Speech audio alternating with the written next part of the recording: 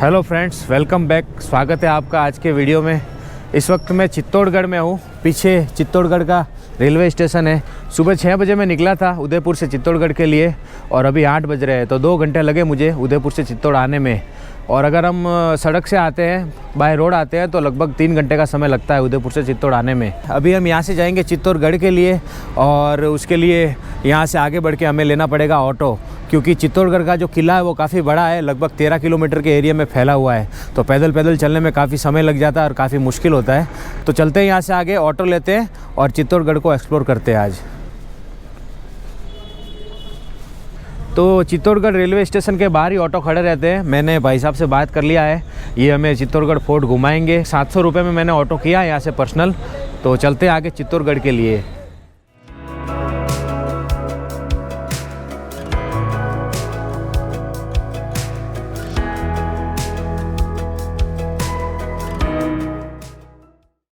तो ये पाडल पोल है, देखो आप, पहला दरवाज़ा है किले में जाने का। और इसके पास में यहाँ पर एक मंदिर बना हुआ है, ये मंदिर है बागराज जी का। ये भी एक सेनापति थे उस समय, तो ये शहीद हो गए थे और इन्होंने अपना बलिदान दिया था, तो इसके लिए इनका मंदिर यहाँ पर बना हुआ है। बाकी ये जो पीछे आप पाडल पोल देख रहे हो, जो मैंने आपको पहला दरवाज़ा बताया, इसका भी पहले नाम पाटन पोल था। पहले गुजरात के जो सोलंकी राजा थे उनका भी यहाँ पर शासन था, और जो गुजरात के सोलंकी राजा थे उनकी राजधानी पाटन थी, तो उन्होंने इसका नाम पाटन पोल रखा था। अभी इसे पाडल पोल कहते हैं।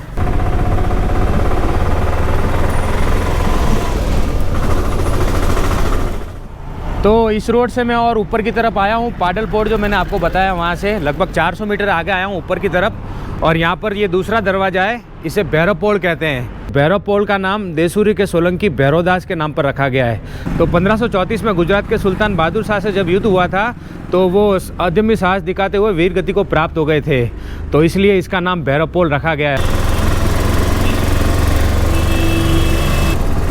तो ये है हनुमान पोल। यहाँ पर हनुमान जी का मंदिर है, इसीलिए इसे कहते हैं हनुमान पोल। ये तीसरा दरवाज़ा है।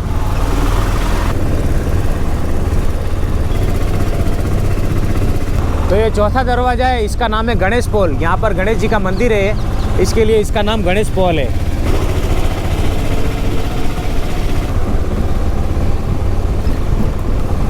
तो ये 5वां दरवाज़ा है, इसका नाम है जोरला पोल।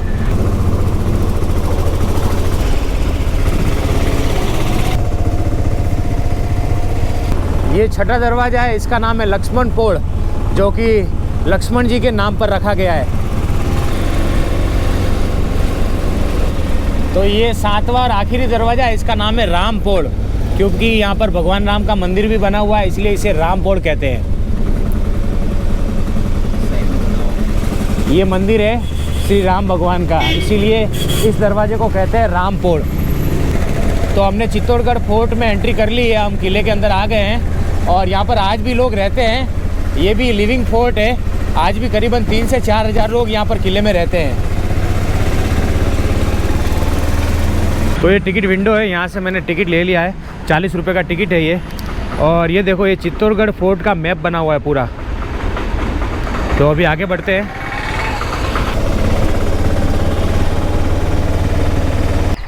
तो ये राणा कुंभा का महल है, यहाँ से एंट्री है।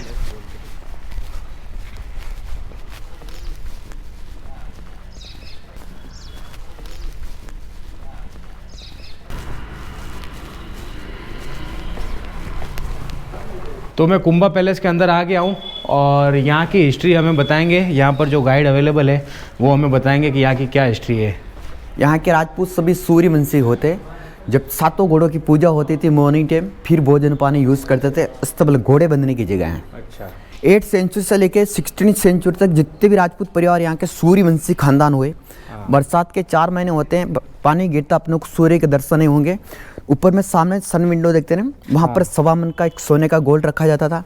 राजा लोग सूर्य की पूजा करके फिर भोजन पानी नाश्ता यूज़ किया करते, उसका नाम रखा सूरज गोखरा। अच्छा।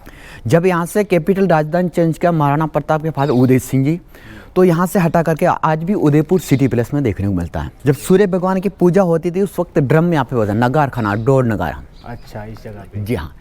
अच्छा। ये पैलेस वैसे देखा जाए तो 1200 वर्ष पुराना पैलेस है।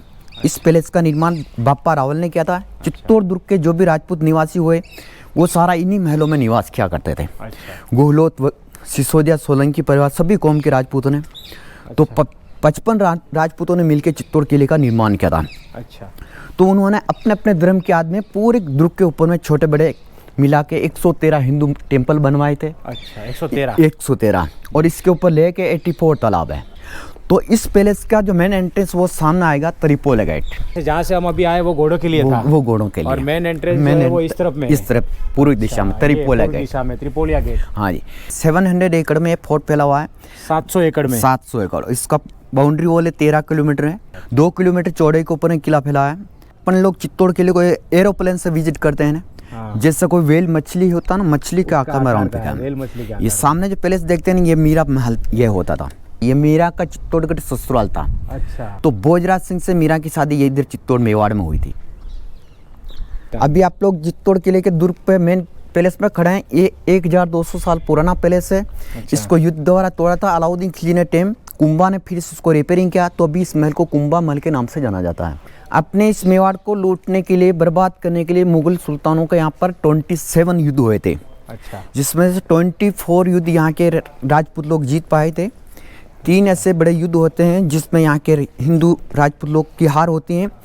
3 बार अपनी यहाँ की महिलाएं अपना आपको जिंदा आग में जलना पसंद। जोहर। वो जोहर की जगह भी आपको आगे में आएगा।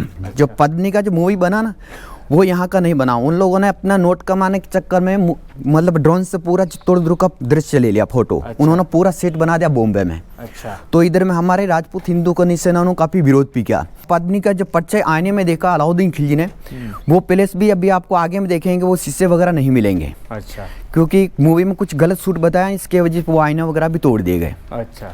ये राइट साइड के अंदर हम रानी पद्मिनी का सर्दी वाला 8 महीने वाला पैलेस था।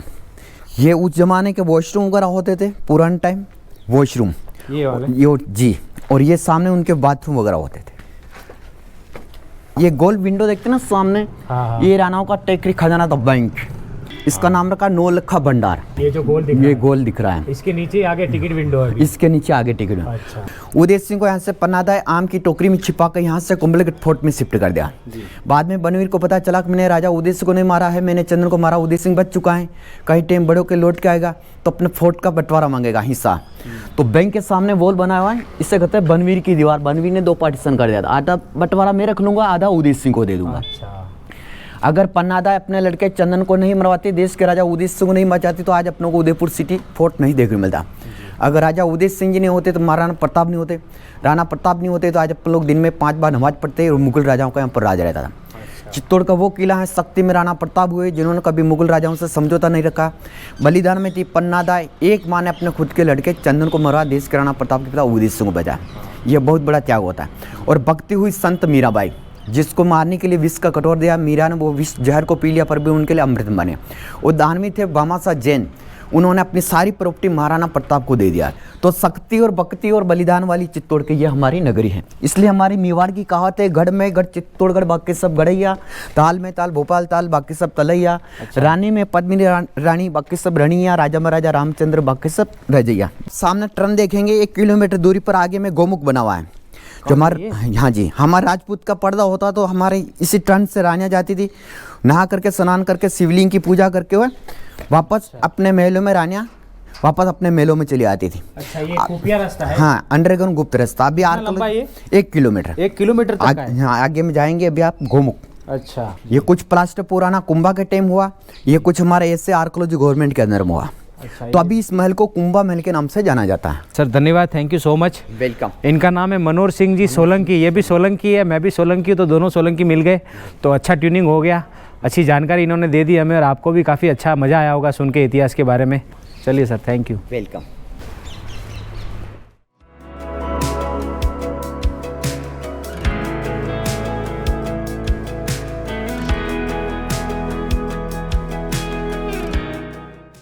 तो अभी हम आ गए हैं मीरा मंदिर पर। ये मीरा मंदिर है, कुंभा स्वामी मंदिर। मूल रूप में वरा को समर्पित इस मंदिर का पुनर्निर्माण महाराणा कुंभा ने 1433 से 68 ईस्वी में करवाया था। तो यहाँ कुंभा स्वामी मंदिर लिखा हुआ है, लेकिन अंदर मीरा मंदिर भी है, तो इसे मीरा मंदिर के नाम से ही जाना जाता है। तो अंदर चलते हैं। तो यहाँ से हमने एंट्री की है अंदर, और ये कुंभा स्वामी मंदिर है इसमें राधा कृष्ण और बलराम जी की मूर्ति है और इस तरफ में ये मीरा मंदिर है। तो ये कुंभास्वामी मंदिर है, अंदर चलते हैं।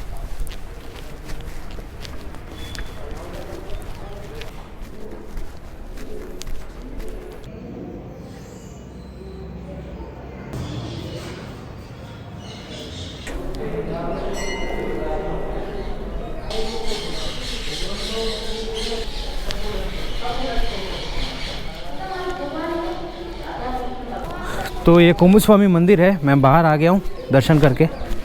अभी यहाँ से मीरा मंदिर की तरफ चलते हैं। और लंगूर काफ़ी सारे देखो, बड़े बड़े यहाँ पर। ये मीराबाई का मंदिर है। अंदर मीराबाई और कृष्ण भगवान की मूर्ति है।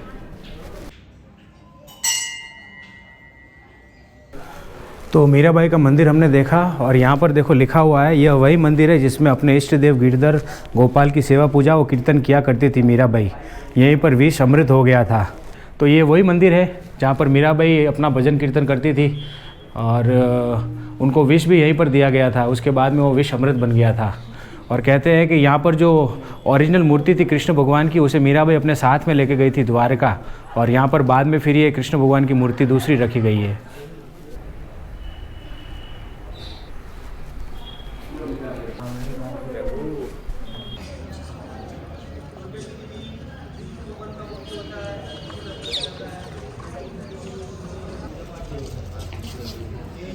तो कुंभास्वामी मंदिर से बाहर आ गया हूँ मैं। मीराबाई का मंदिर भी मैंने दिखाया आपको, काफ़ी बढ़िया और अच्छा मंदिर है और एकदम शांति है, पीस है वहाँ पर। तो यहाँ से अभी आगे बढ़ते हैं।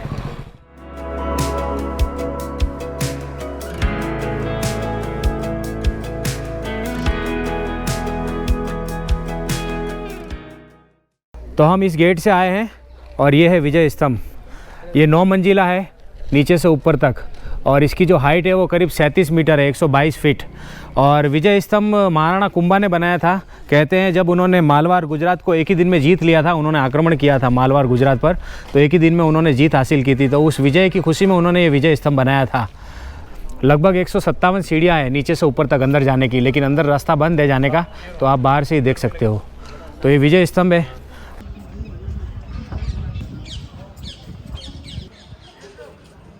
तो ये विजय स्तंभ है, मैंने आपको बताया। और इस तरफ से यहाँ से नीचे जाने का रास्ता है, आप देखो।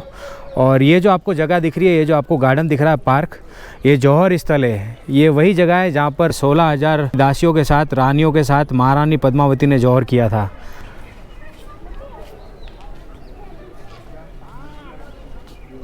तो ये विजय स्तंभ है। वहाँ से मैंने आपको ये जौहर स्थल बताया था। इस वक्त मैं जौहर स्थल में खड़ा हूँ। ये हवन कुंड है जहाँ पर हवन किया गया था। फिर बाद में 16,000 रानियाँ और दासियों के साथ सज धज के इस जौहर स्थल पर जौहर किया था। यहाँ पर बोर्ड लगा हुआ है, देखो, जौहर स्थल। इसे सती दरवाज़ा कहते हैं। ऐसे 2 दरवाजे बने हुए हैं। एक दरवाज़ा ये है जो मैं आपको दिखा रहा हूँ,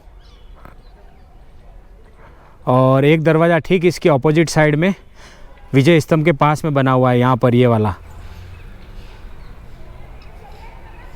यहाँ से अंदर एंट्री होती थी जौहर के लिए।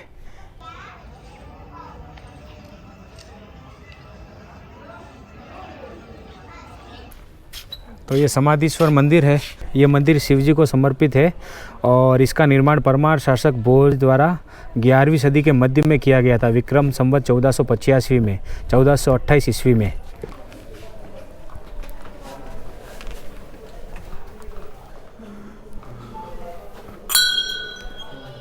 सामने भगवान शिव जी की प्रतिमा है, त्रिमुखी प्रतिमा है। ये लगभग 6 से 7 फीट बड़ी मूर्ति है ये।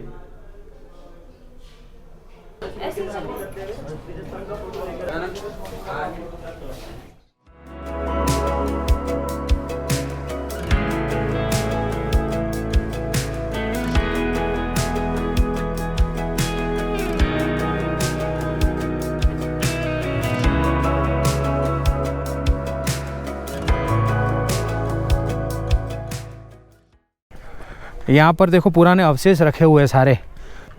और ये समाधीश्वर मंदिर है जो मैंने आपको बताया।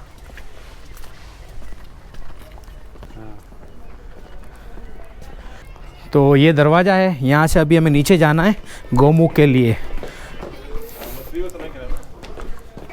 सामने यहाँ पर लिखा हुआ है ऋषि वो पार्श्वनाथ भगवान सुरंग का दरवाज़ा। तो वो सुरंग जो मैंने आपको बताई थी कुंभ महल में, वो यहाँ निकलती थी। और यहाँ पर रानी पद्मावती की काल्पनिक प्रतिमा है। ये पद्मा रानी की मूर्ति है। ये अलाउद्दीन खिलजी इसको लेने के लिए आए।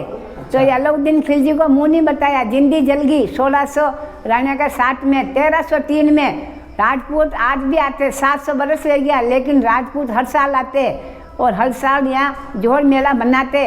उदयपुर से अरविंद सिंह, महेंद्र सिंह दरबार आते और हवन करते, भ्रम भोजन करते, बहुत सभी से रानी का जोहर मेला मनाते। तो ये देखो यहाँ पर लिखा हुआ है गुफा बंद है। तो मैंने आपको जो कुंभा महल में रास्ता बताया था सुरंग का, वो यहाँ पर निकलता था। रानी पद्मिनी यहाँ से उधर जाती थी और वहाँ से यहाँ आती थी। 2 किलोमीटर अंदर आने जाने का रास्ता है। 2 किलोमीटर है माजी बता और रहे हैं। मुँह गई 20 साल पहले हैं? मुँह गई 20 साल पहले, वास्ते में गुफा है। अच्छा, आप 20 साल पहले गए हाँ थे? हाँ, मैं 20 साल पहले की। अंदर 3 सीढ़ियाँ बनी हुई है। अच्छा, और अंदर, और फिर मैं थोड़े से गई, फिर मेरा दम घुटने लग गया। अच्छा, दम घुटने लग गया। हाँ, फिर मैं बाहर आ गई। धन्यवाद माँ जी, आपने जो इतिहास बताया, जो हमको जानकारी दी, उसके लिए आपका बहुत बहुत धन्यवाद, शुक्रिया। हाँ, अब टीवी में देना। हाँ, टीवी में आइला टीवी में आना और इस पे देना। हाँ, ये कहीं कह रहे यूट्यूब पे आएगा, यूट्यूब पे। हाँ, ठीक है, हाँ, सब इनमें देखेगा मोबाइल में। तो आपको यूट्यूब में सब लोग देखने वाले और आपका कमेंट भी बहुत आएगा अभी। ठीक है। हाँ। तो ये रानी पद्मिनी का काल्पनिक प्रतिमा है। तो माँ जी ने काफ़ी अच्छे से हमें समझा दिया सब कुछ, और माँ जी को धन्यवाद, काफ़ी बढ़िया बताया हमें। अभी नीचे चलते हैं यहाँ से गौमुख के लिए। तो ये सामने आपको दिख रहा होगा, यही गौमुख है, देखो आप।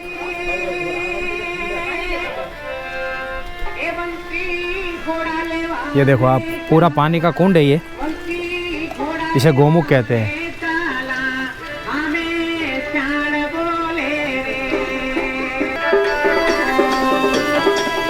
यहाँ पर जो पानी आता है उसका स्रोत का किसी को पता नहीं है अभी कि ये पानी कहाँ से आता है, लेकिन पहाड़ों में से ये पानी आता है, नेचुरल पानी है ये। यहाँ पर शिव जी का मंदिर है। तो ये शिवलिंग है शिव जी का। हवा और पानी को जोड़ो, समुद्र के ऊपर मैं सवार में हूँ और आपने जो हवा में चाले वही घोड़ो चाहे। लेकिन ये घोड़ो उतर नहीं और अच्छे तो भेड़ों है। अगर भगवान जो आपने और मैंने मिलाया है।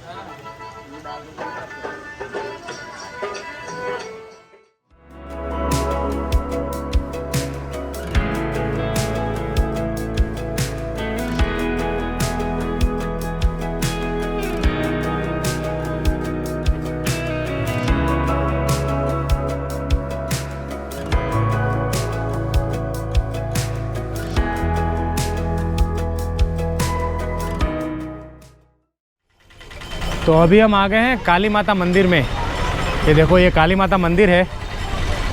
तो बहुत सारे लंगूर है यहाँ पर भी, देखो आप, झुंड का झुंड बैठा है पूरा इनका।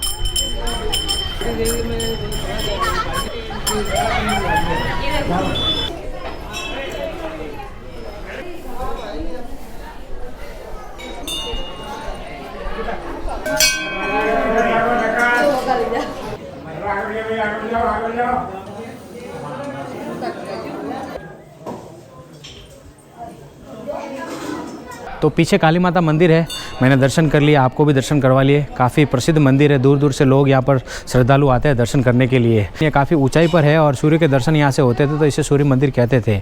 जब यहाँ के राजा किसी युद्ध के लिए जाते थे, लड़ाई लड़ने के लिए, तो वो काली माता की प्रतिमा अपने साथ में लेके जाते थे ताकि माता का आशीर्वाद बना रहे।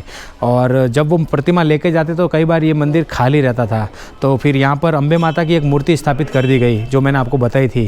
तो इसके लिए यहाँ पर वो मूर्ति लगाई गई अम्बे माता की, ताकि मंदिर खाली ना रहे। और उसके बाद में कुछ समय बाद काली माता की जो मूर्ति युद्ध में ले जाने का जो चलन था वो भी बंद हो गया, और फिर उनको हमेशा के लिए यहाँ पर स्थापित कर दिया गया। तो यहाँ पर अभी काली माता और अम्बे माता की प्रतिमा है, जो मैंने आपको बताया। तो ये काली माता का मंदिर है। अभी यहाँ से आगे की तरफ बढ़ते हैं।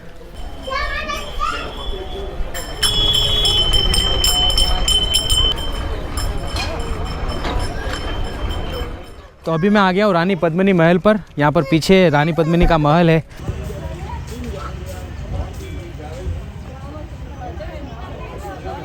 तो ये गेट है, यहाँ से टिकट चेक करवा के मैं अंदर आया हूँ।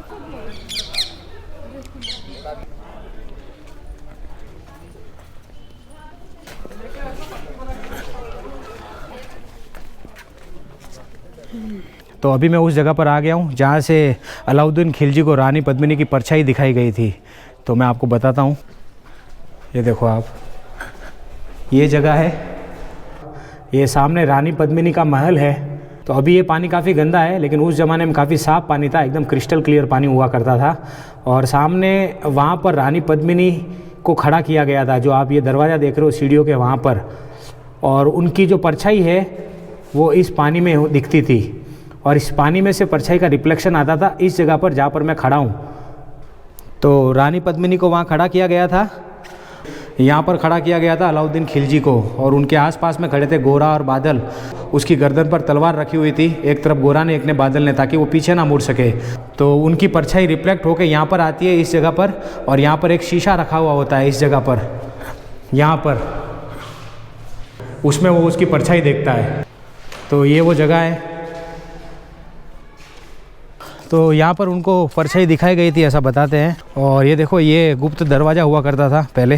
कहते हैं कि यहाँ से भी नीचे होके रानी पद्मिनी के महल में जा सकते थे। यहाँ पर भी एक बिल्डिंग बनी हुई है, यहाँ पर भी जाके देखते हैं। तो यहाँ पर 3 झरोखे हैं, एक इस तरफ है, एक इस तरफ है और एक इस तरफ है। और यहाँ से भी नीचे दिखता है पूरा। और वो सामने रानी पद्मिनी का महल जो पानी के बीच में है, मैंने आपको बताया।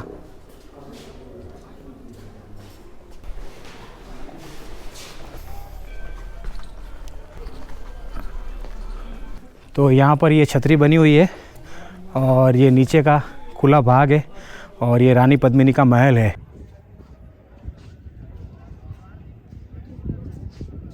तो मैं बाहर की तरफ आ गया हूँ, और साइड के भाग से देखो बाहर से कैसा दिखता है। ये मैंने आपको अंदर से बताया था, जल महल।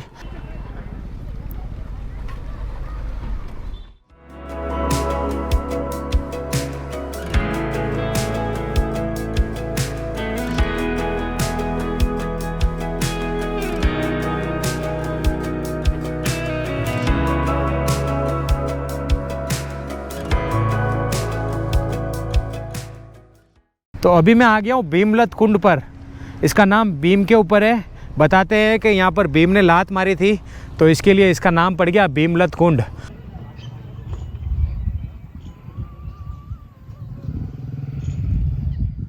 तो ये जगह है सूरजपोल गेट। तो वहाँ पर सूरजपोल है, मैंने जो आपको गेट बताया था, मैं वहाँ से चलकर इस जगह पर आया हूँ थोड़ा। तो ये जो दरवाज़ा है सूरजपोल, ये पहले इस किले पर आने का मुख्य रास्ता था।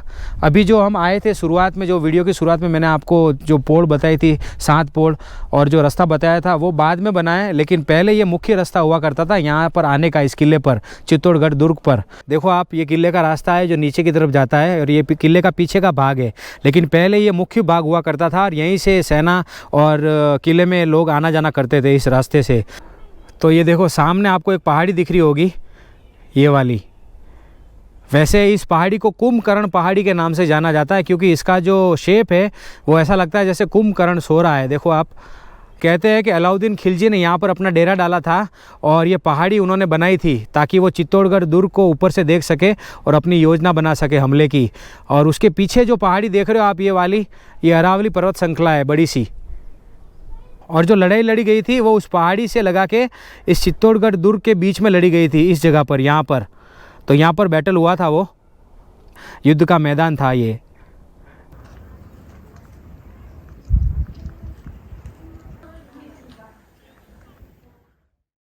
तो सूरजपोल से लगभग 400 मीटर आगे आया हूँ मैं, और यहाँ पर यह है कीर्ति स्तंभ। इसकी चौड़ाई नीचे से 30 फीट है, और ऊपर जाकर ये 15 फीट रह जाता है, और 6 मंजिला है, 75 फीट की हाइट है इसकी। और ये कीर्ति स्तंभ दिगंबर जैनों ने 12वीं शताब्दी में बनाया था, और जैनों के पहले तीर्थंकर आदिनाथ भगवान को समर्पित है ये। तो ये कीर्ति स्तंभ है, मैंने आपको बताया। और इस तरफ में ये जैन भगवान का मंदिर है, जैन देरासर है। यहाँ पर आदिनाथ भगवान की मूर्ति है, साथ में मल्लीनाथ जी और शांतिनाथ जी की मूर्ति है।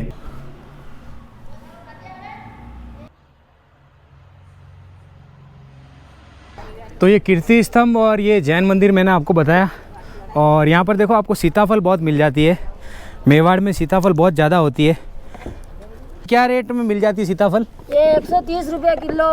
130 रुपये की किलो? 130 रुपये किलो। एक महीने चलता है साल में, नवंबर महीने में। अच्छा। और बारिश होती तो एक महीने चलता है। हाँ। बाकी तो 15 दिन ही चलता है। अगर आप आओ तो सीताफल ज़रूर लेके जाना, बहुत स्वादिष्ट होता है यहाँ का और बहुत ताज़ा होता है और एकदम फ्रेश फ्रूट होता है। यहाँ पर देखो पीछे ये सीताफल के पेड़ है, यहाँ पर लिखा हुआ है सीताफल तोड़ना मना है।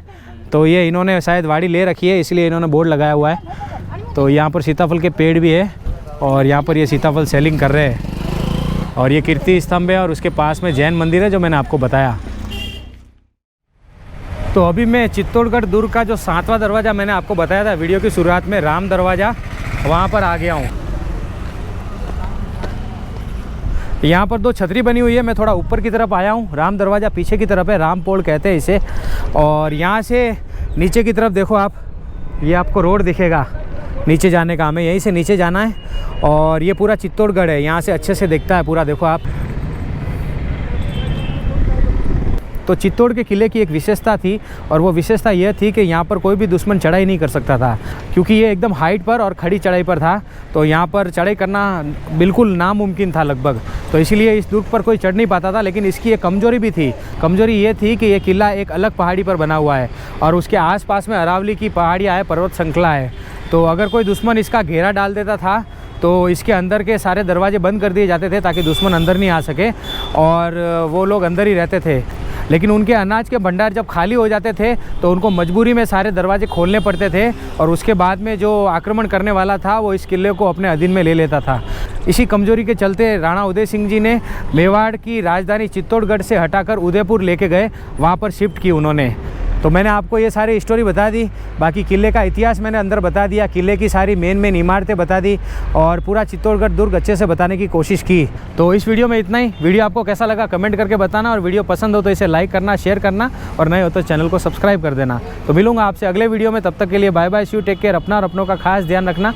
वीडियो पूरा देखने के लिए आपका शुक्रिया, तुम्हारा खूब खूब आभार। आवजो।